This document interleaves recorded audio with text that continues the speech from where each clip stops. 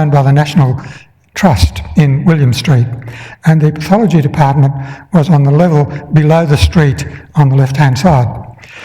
And so these were the 4 members of staff. The man and you see the quality of the microscopes and the background information. This man was the chief scientist, not qualified scientist, but his name was mental block. And here you see he was dissecting rats looking for plague bacilli. No gloves. I presume there were no such things as surgical gloves in those times. But it's no wonder that ultimately he got Q fever and other things. So here he is, Hubert Brown. Now, Ted Derrick, when you go through his papers, he was great for cutting out newspaper articles about the patients that he'd examined and about anybody of interest. So here you see when he was retired in 1960, this was the retirement of his right hand, left hand, and every other hand man, without whom there's no way in the world he would have been able to do what he did. And here he is in a better laboratory at the time of his retirement in 1960. Now, in 1935, August, which was the month after he was appointed, Raphael came along and said, "I'd like you to investigate the cause of some undiagnosed fevers that are affecting the workers at the Cannon Hill Abattoir in Brisbane." Just in passing, there were no cases in the nearby Borthwick's Abattoir.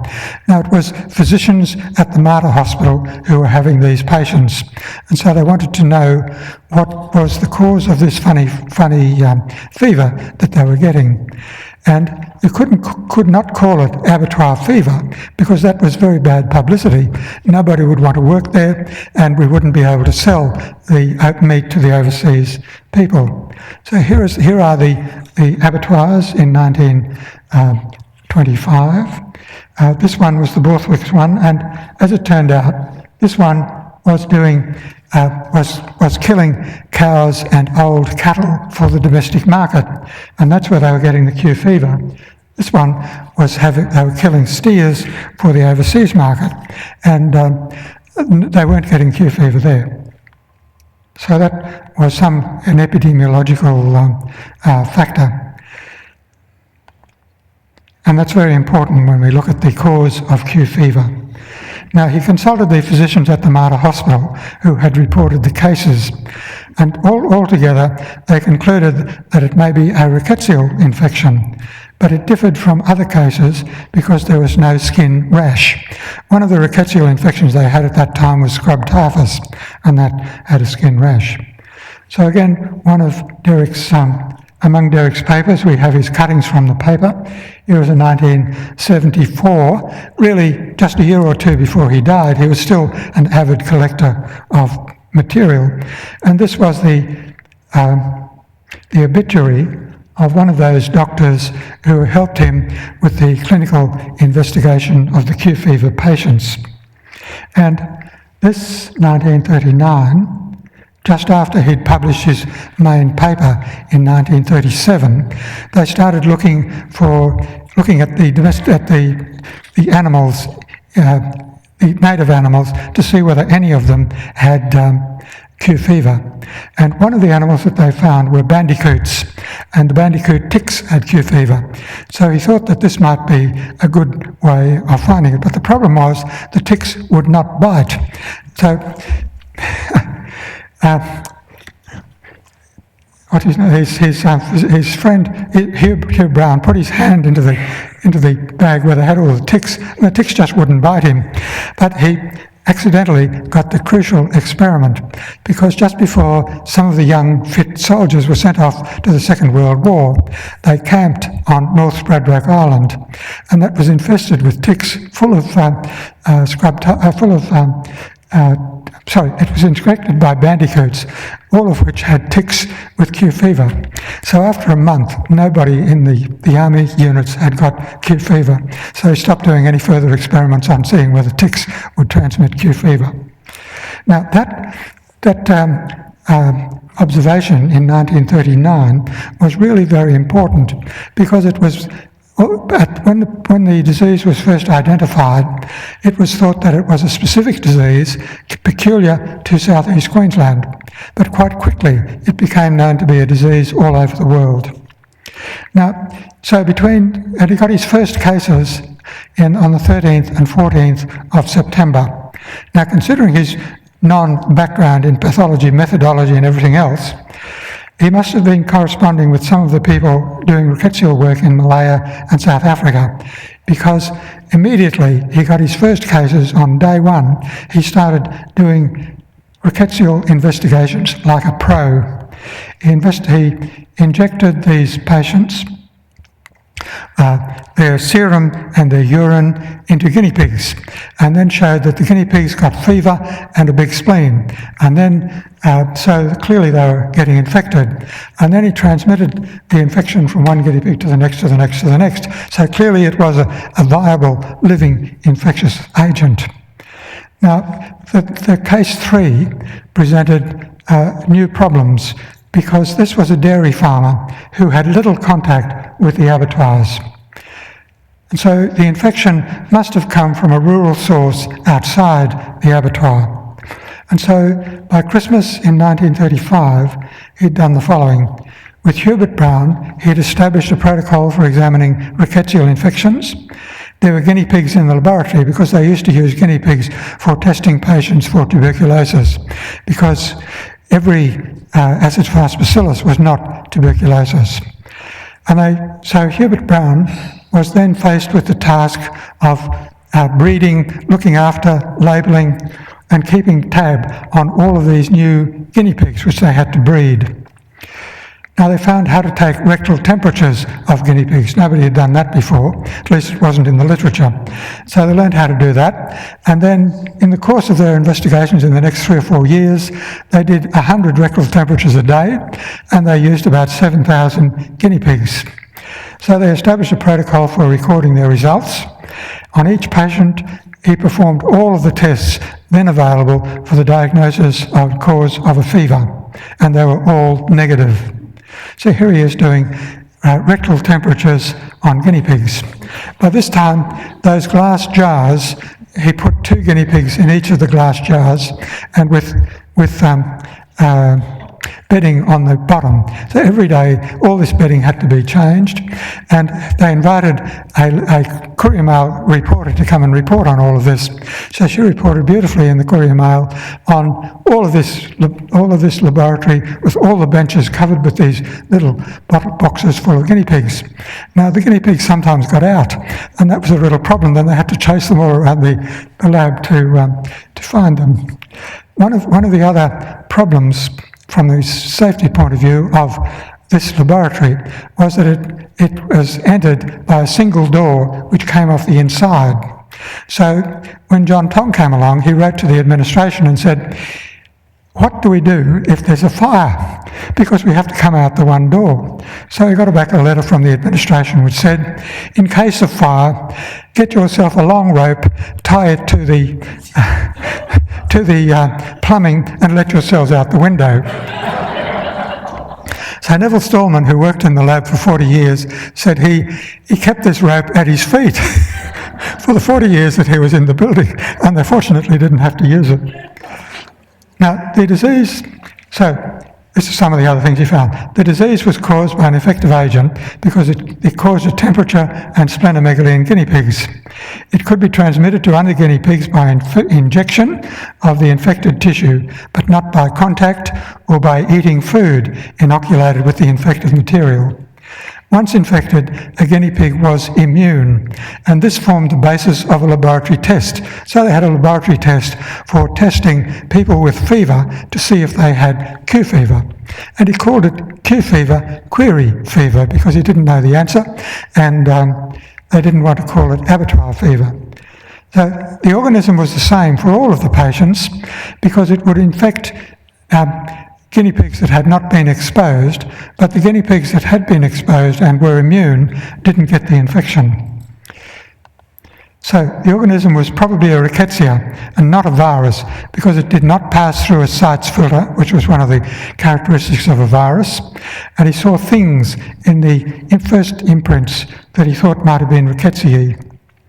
It was different from the known rickettsia apart from the clinical features.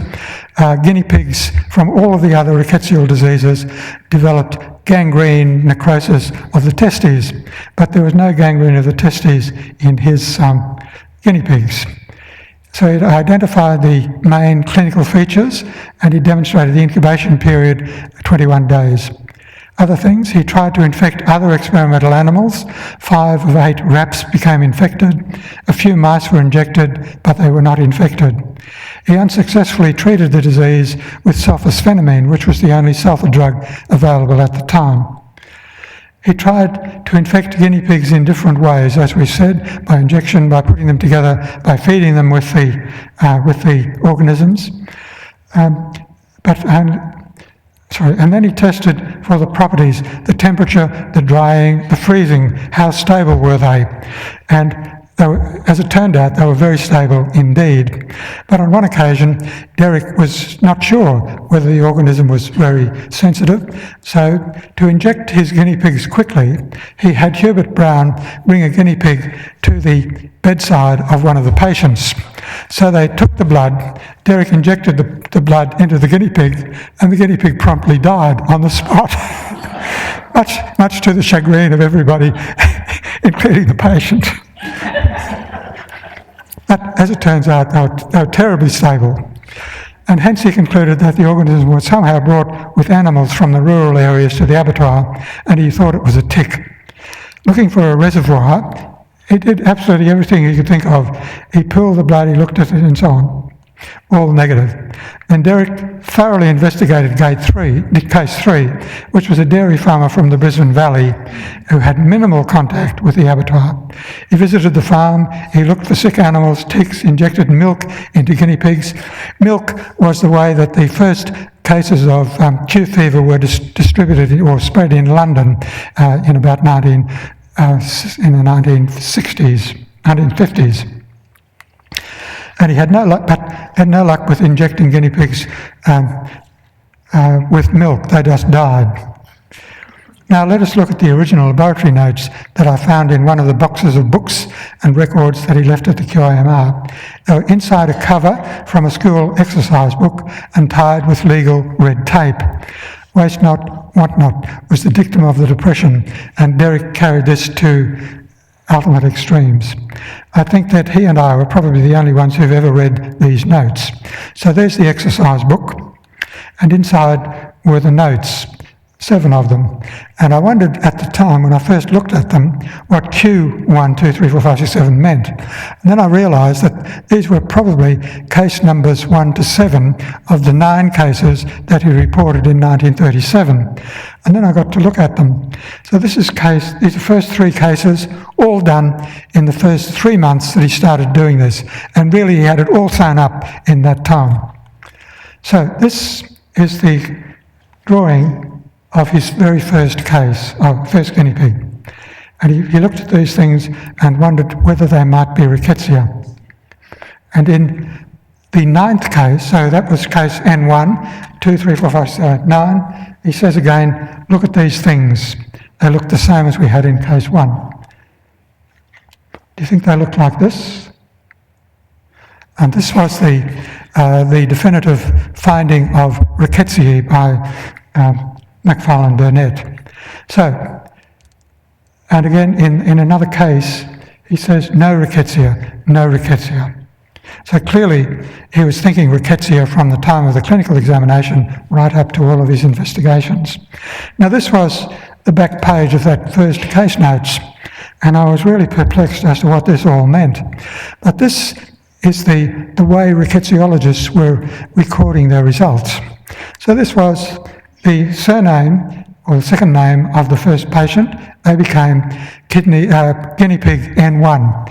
Guinea pig N1 was sacrificed or died, and they took organs from that, injected it into the next guinea pig, and that was guinea pig N4 because they'd already used N1 for somebody else. So the guinea pigs were all named like this, and carried them on. Now here was the experiment in a site's filter. Some were filtered, some weren't, and the ones that were filtered did not get Q fever, but the ones that were filtered didn't get it, the ones that weren't filtered did. And then he showed that it went right on for 30 sub-inoculations. So clearly it was an infectious disease, or clearly it was an infection, although they couldn't recognise it, and clearly it was very doable. So I put all that in this sort of a way so that it makes more sense. And this was quite clear, once I read his article again, this was quite clear that this was what he did. So this is how it was done. Now this is case 5, was the J strain. J strain was very important too, for all sorts of reasons. But when I was doing this, I wondered whether I could still find any of the patients, his original 9 patients, whether any of them were still alive. So the youngest one was a chap called Jamison, and he was treated by Dr. Ryan from the Valley. So I chased him. It took me about 2 years to find the said Joe Jamison. And yes, he was alive and well, very much so. And there he is. And he's very happy to have his name mentioned and to be shown and to be... In fact, we invited him to the first talk I gave on Q fever some years ago in 2004. And so he was very pleased to be there. So I'll come back to him later because really he's very important indeed. And as far as I know, he's still alive. Now this is his house in Light Street in the Valley. His father was a boxing trainer, and all of the boxers used to spend their off time working at the Abattoirs. They just get in the ferry and go across to the Abattoirs. And yes, a lot of them had Q fever. And I chased a lot of those up too, and that was quite interesting as well, but I haven't got time to talk about that. Now this was the first sample that was sent to Burnett, case 5. And when Derek had got all of this material together, he wanted to publish it. But clearly who was going to publish anything that came from somebody they'd never heard of, from a place like Brisbane? And but that was, and Burnett was using, Burnett's records are there, and he was using mice, and they grew the organism much better. Now I think this there is what a consultant would write to somebody asking him for an opinion. And I think he's writing back to Derek saying, I don't think it's a virus, I think it's a virus, I don't think it's spirochetes, I think it's rickettsia. And that was really the time when they made the first investigation, and then they wrote the paper in 1937. And there are copies of that outside if you'd like to read it. Lots more, but we can't do it today.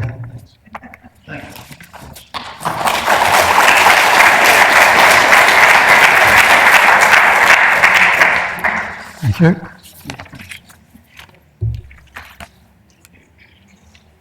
Robin, thanks very much. About 4 months ago, I said to Helen Healy, one of the great achievements in this hospital was the invention of the machine for renal dialysis, and can you talk about it? And Helen said, no, the expert is Professor Charles George from Concord in Sydney, and he's agreed to come up and talk to us about the work of John Charles Allen Dique. I remember him teaching me. Many of us here will have worked with him, but he certainly taught me. And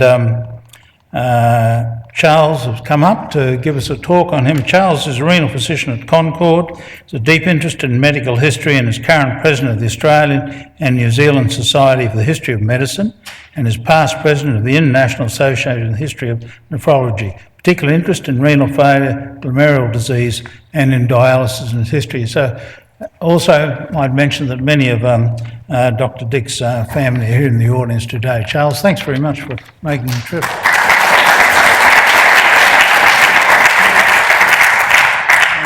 Right. Yes, well, thank you very much for that, and ladies and gentlemen, it's a great pleasure to be able to come up here to Brisbane and speak a little bit about Dr. John Dique, who really was a remarkable person and whom I think has received far too little accolade in the past because of for his contributions. What I'm going to tell you is what I've been working on over the last couple of years. I've been tremendously helped in this by several of his successors, his family. Bet Green, Dr. Bet Green, who's in the audience, her brother, Nigel, and also Dr. Tony Dique, who is in practice also in Queensland. Having said that, I've got anything that I do say is what I've interpreted, and I don't know whether the family will totally agree with me with what I say, but I take responsibility for my own interpretations. So, Dr. John Dique, what do we know about him? Well, he was born in 1915 in Burmer, in Mandalay, and his father was a surgeon in the Indian Army. His ancestry in India went back a long, long way. I think the family was originally a French family who went to Madras, what's now Chennai, via Pondicherry, somewhere around about the time of the French Revolution. Then they moved to Madras. Other ancestors who are partly Irish, an Irish sergeant major in the Madras Regiment, and one or two of Indian ancestry. His military career, the military career of his father was a decorated soldier in the First World War, served in the Indian Army in Mesopotamia. John Dique's mother, I had great difficulty finding out much about her, but I think she had some German ancestry, and a maternal aunt, I think, actually had gone to finishing school in Germany. So it suggests to you, here's a family that were a substantial family in Anglo-India. Maternal uncle served in the Indian Army in the First World War and again in the Second World War. A traditional Catholic Anglo-Indian family who very proudly considered themselves to be British. And John Dique, a man, he described himself that way, and he never set foot during his whole life in the United Kingdom, but he considered himself, as I can interpret, a proud Englishman, British.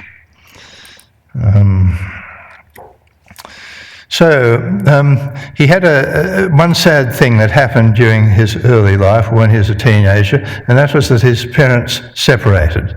And this led his mother to have to live in a fairly impoverished sort of state, and that certainly reflected through onto him. He lived with his mother, and it, in a way, I think, helped form his character. He went to... I got my slides out of order here, one moment. Yes, I'm sorry, I jumped over this. He was sent, fortunately, though, to a very good boarding school in the Himalayas, up high in the Himalayas at Naini Tal. It was a Methodist Episcopal boarding school, and it had some very prominent old boys from about the time when he was there. Jim Corbett, a person who's gone down amongst the green fraternity of the world as a person very responsible for establishing natural sanctuaries for animals. The famous soldier, Ord Wingate. The school was described as being more British than any school in Britain. Gave its children, the boys who were at it, a classical education, led to the Cambridge senior exam. But they didn't just learn English. They also learnt Hindi, and he could speak some Hindi, some Urdu, some Tamil. Very much a sporting background. He was very keen on sport. His brother was his best companion, and was also a great sportsman. His father, for a time, was the resident surgeon in the Andaman Islands, which is where the Raj, the British administration of India, had its political prison. And so he saw an interesting side of life there. Well, he went to the University of Madras and he studied medicine. He was very altruistic. His motivation for studying medicine was very altruistic. He really wanted to help mankind. And he enjoyed the course there, even though it was quite impoverished at the time because of the separation of his parents. But he graduated MBBS in 1941 at the age of 26. And he married quite promptly then Kitty Bartley, who was part Scottish ancestry. And again, her family in India went back to the 17th century. She was largely of European ancestry, a little bit of local Indian ancestry.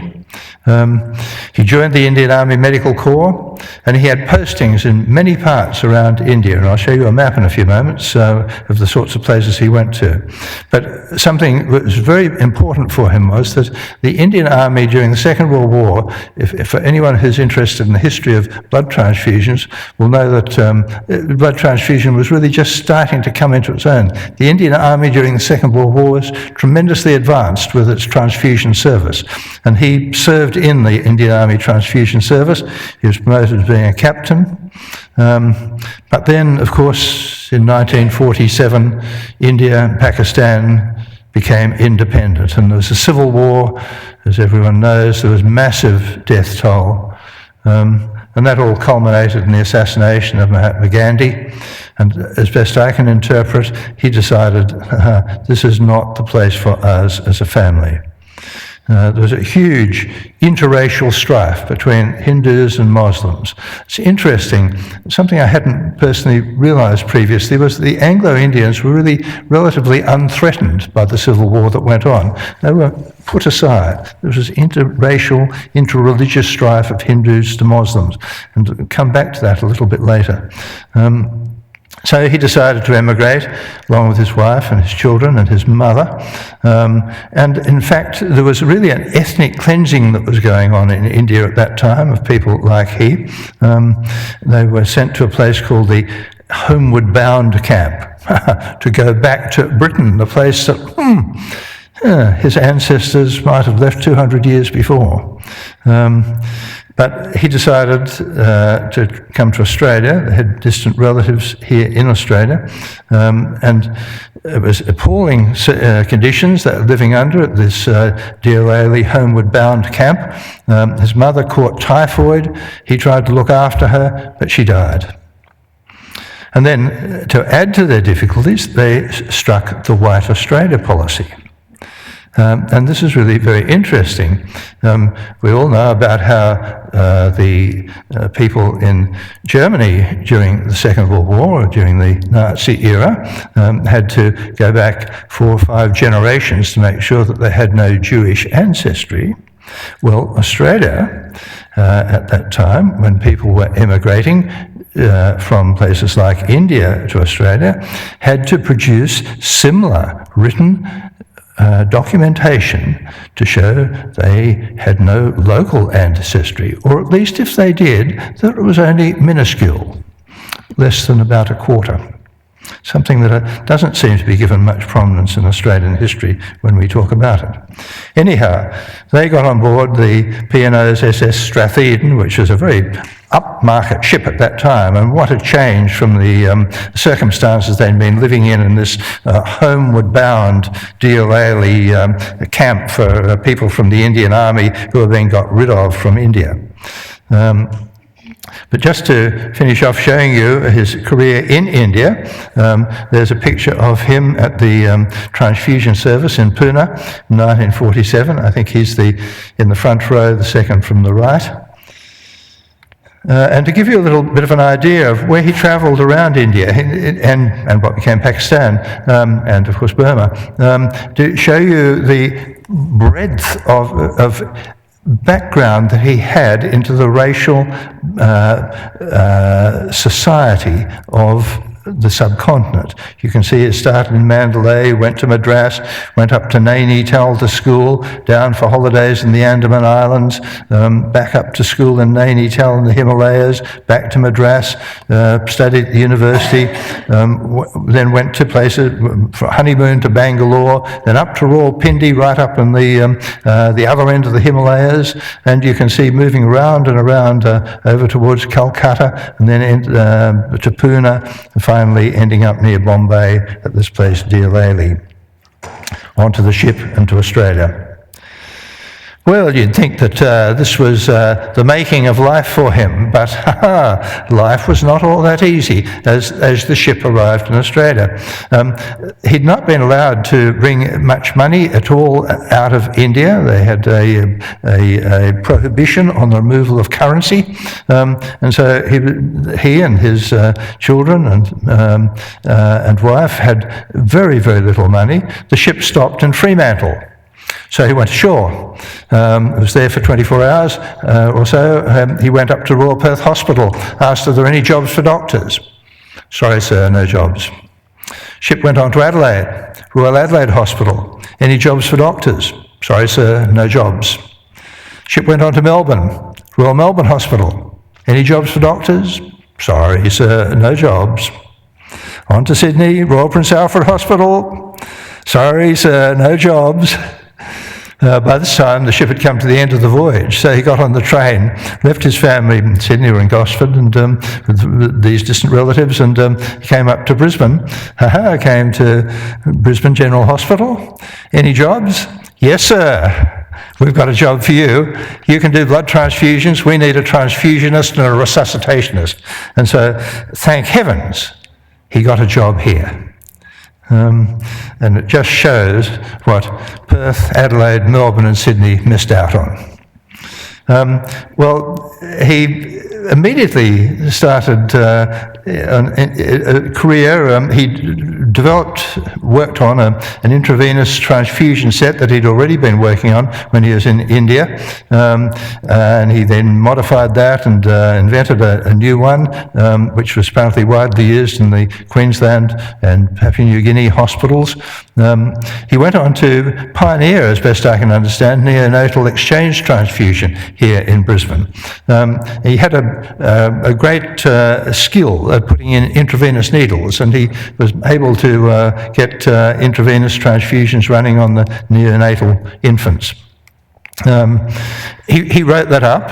It was published in the journal.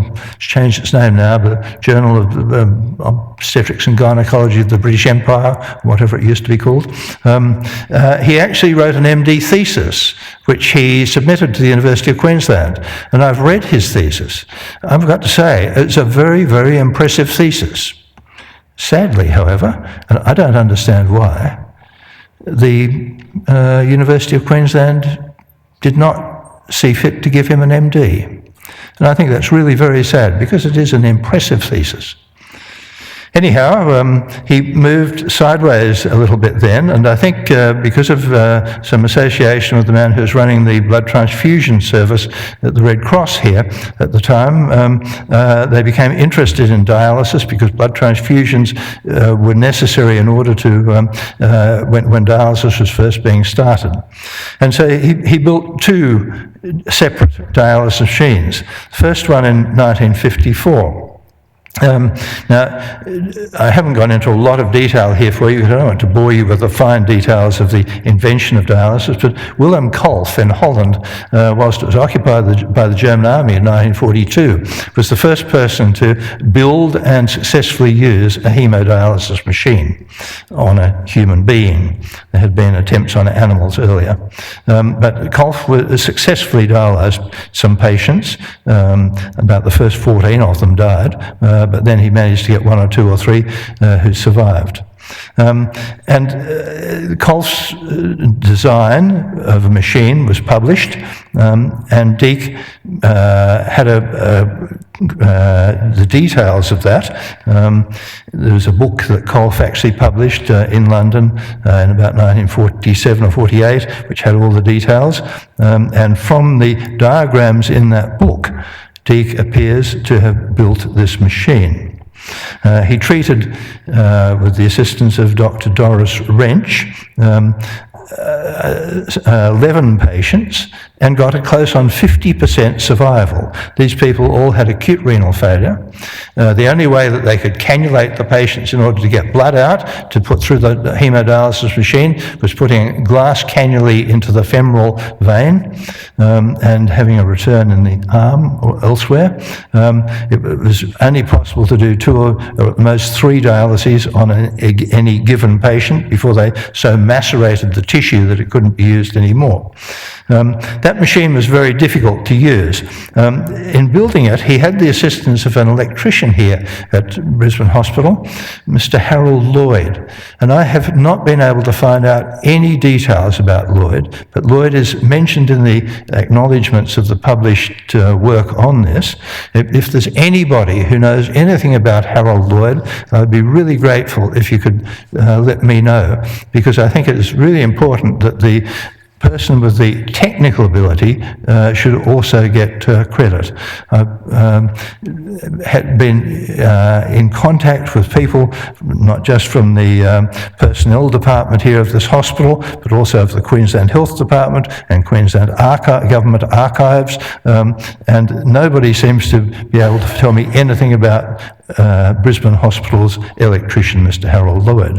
I found a little bit about Dr. Doris Wrench, who was the resident doctor who assisted. Anyhow, that machine was difficult to use, and so there was a Swede named Allwall who had developed a different type of dialysis machine, and so Lloyd and Deke went ahead and built an Allwall type machine, and they dialysed another 10 or 11 patients, and again got about 50% survival for people with acute renal failure.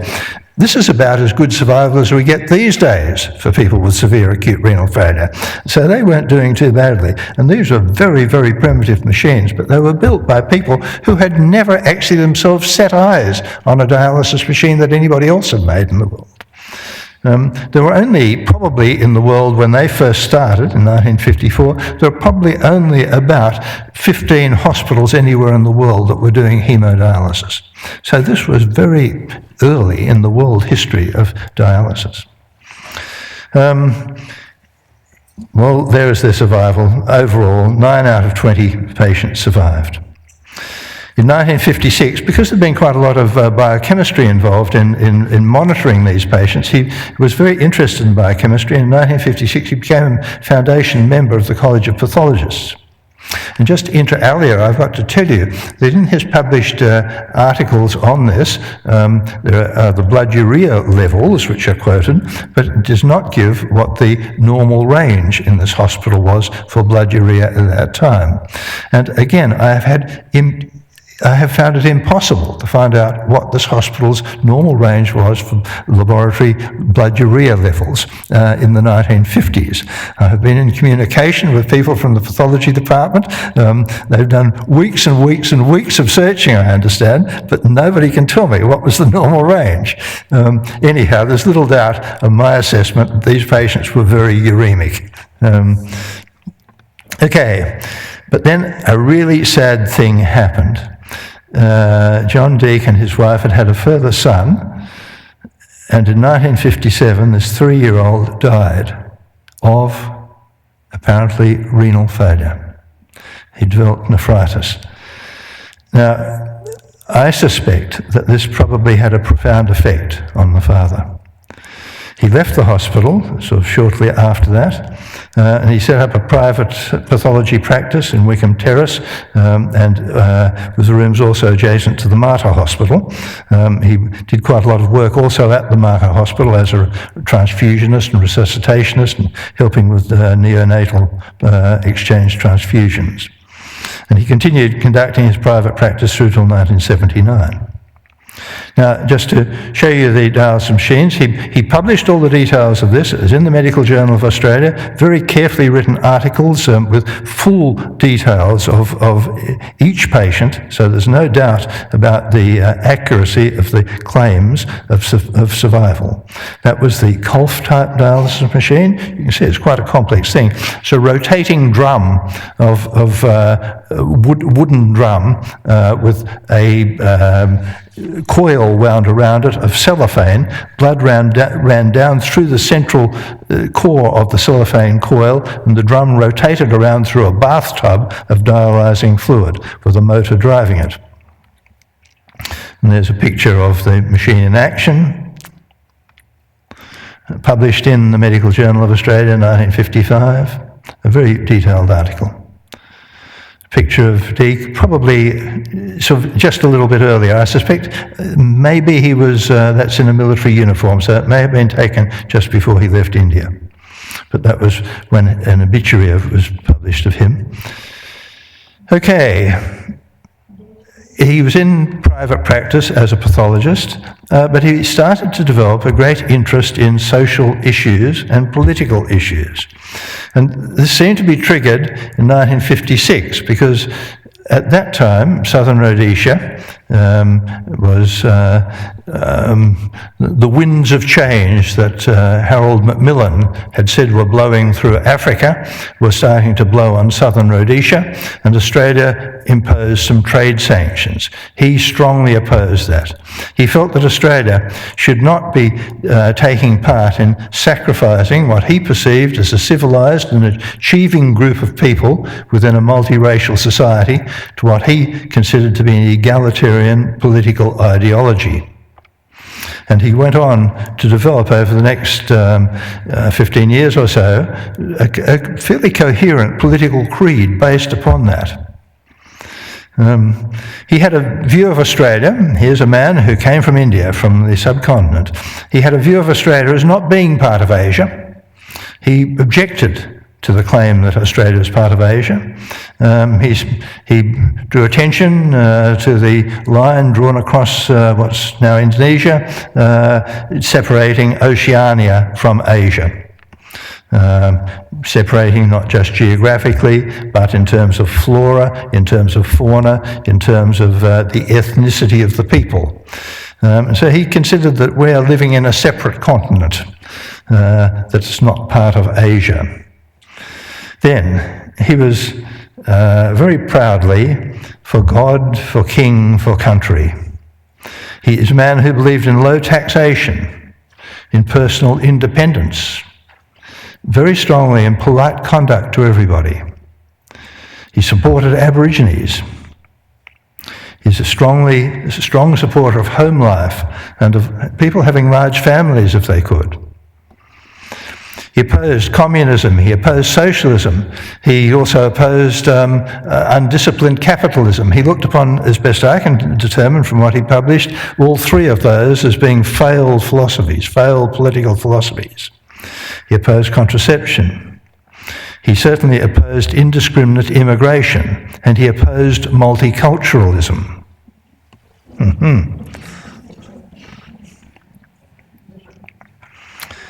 So he became a social pariah. Now, he didn't help himself because he was ever more associated with what we might describe as right-wing groups. Held various meetings around in Brisbane, published bulletins.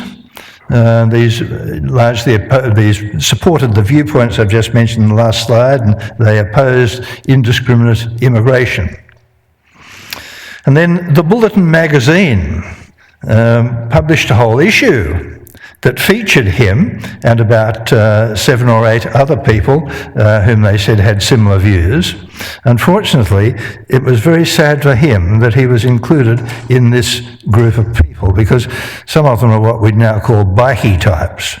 Not the sort of people that I suspect he was, but the authoress of this article in the Bulletin magazine that went on for page after page after page and had many sort of inflammatory photographs, sort of lumped him in with the rest. However, she got a good quote from him. "I am a racist." Everybody is a racist. Everybody likes the company of people of his own kind. And to me, I think this is a really important thing. We, nowadays, seem to have come to use the term racist with a particular derogatory connotation. But it is a term that can be used with multiple different connotations, and it's wise that people recognise that. Because he used the word racist not in a derogatory sense at all, as best I can understand from reading his articles. Racism to him meant homogenising society and enjoying in a mixed society the company of people like oneself. So it didn't necessarily mean adverse discrimination against people who are not like oneself. So he liked the company of people like him, who happened to be of similar ethnic background to him. And I just throw this in, although it's not in anything that he wrote. As I got off the plane this afternoon at Brisbane Airport, I noticed a group of, I suspect they're students. They look to me as though they're all Chinese. And they're all together.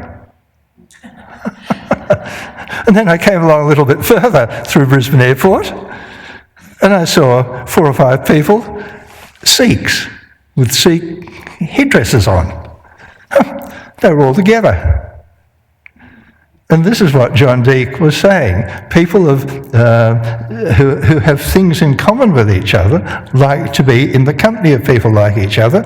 And to him, because they're usually of the same race, this is racism. But his experience in India also demonstrated that there can be many difficult problems created by the interaction of races. But I really want to emphasise this. His experience indicated that the word can have many interpretations, but that mere mention of it enough to destroy a person's reputation. Now, I mentioned that he published various booklets. Here's one of them, Immigration, the Quiet Invasion. And you can see the arrow coming down from Asia into Australia. Pretty inflammatory. And there's the Bulletin magazine. Who are the racists? And here a picture of, not him, these are the bikie types. Well, that's one aspect. On the other aspect, what is this gentleman like? Well, he was a devout Catholic. He'd read the whole Bible, interestingly the King James Version. I suppose that's because he went to an Episcopalian, American Episcopalian Methodist school. He liked the King James Bible, and he'd read it more than 3 times. He loved the Beatitudes. And now abideth faith, hope and charity, these 3, but the greatest of these is charity. And he was very charitable to people, and to people of all races, as I understand, in his pathology practice. And he would often not charge people regardless of their race. He was strongly supportive of Aboriginal people. He was personally very frugal, but he was financially generous to others.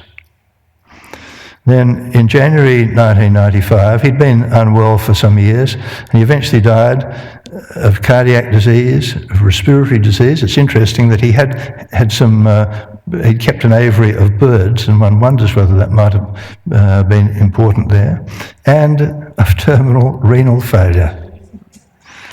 But when asked, he declined to have dialysis. He was a frugal man. He was careful with money. He didn't like waste. He said it would unnecessarily waste money. So what did he leave behind? Well, he left a wife. He strongly believed in big families, so he had more than 40 children, some here in the audience tonight, grandchildren, some here, great-grandchildren. I would suggest to you that he had a history of brilliant scientific achievement. He's the sort of person that we really ought to be very, very proud of. He managed to get himself a reputation as an unredeemed racist, but he had political insights that possibly are way ahead of his time for Australia. into the view that multicultural policies can destabilise society.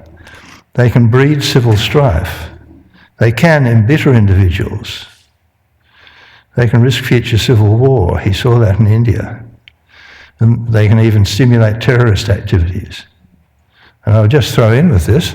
Last night, as I was watching television and seeing what was going on in the political developments of Australia in the last 24 hours, I heard the ABC commentator say, "Oh, Malcolm Turnbull might not be such a threat to multiracial Australia."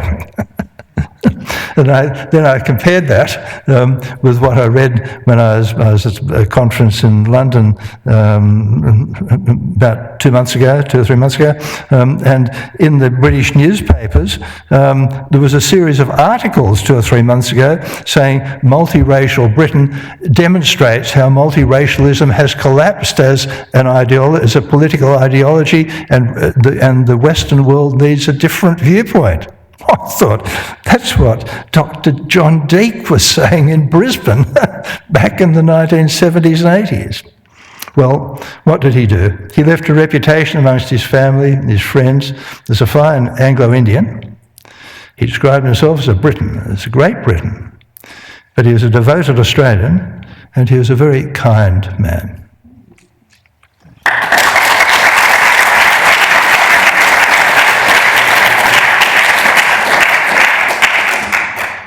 Charles, thanks very much. It's a brilliant paper on obviously a complex but a great man. Any questions to Charles? We've just got a minute. And we do have to do some awards, I think. And Ian, I think you're going to just finish up. Charles, thanks very much.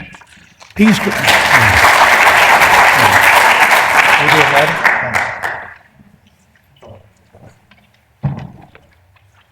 Well, thank you to all of the speakers. It's been a fascinating evening. I remember Dr. Deke having letters to the editor published in the Courier Mail on a very regular basis. So he must have, his ideas must have had some resonance with the editor over many, many years. It was very widely published in the popular press. All of the people we've heard about tonight have led fascinating lives, and I'm very grateful to all of the speakers tonight for presenting their very interesting stories. There are some gifts to the speakers, but maybe we should just do that afterwards. You've all been very patient, and there's some refreshments waiting outside. I should again thank our sponsors, Q Super and the Queensland Police Credit Union, for helping to make this all possible. Some of you may know that there is a fairly long-standing exhibition on the commemorating the centenary of Gallipoli, the Anzac exhibition, and the contribution of the hospital staff, which is in the foyer of the main hospital. And also the Nursing Museum is open tonight for those of you who'd like to just cross the driveway. It's the building immediately opposite the entrance to this building.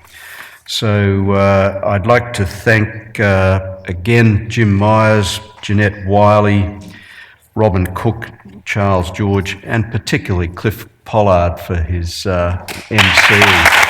Thank you very much. We've got more than 600 members of the Royal Alumni, but we would like thousands.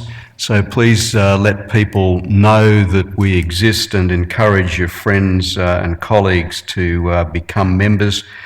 And I'd like to invite you to join us for some refreshments outside, and thank you all for coming.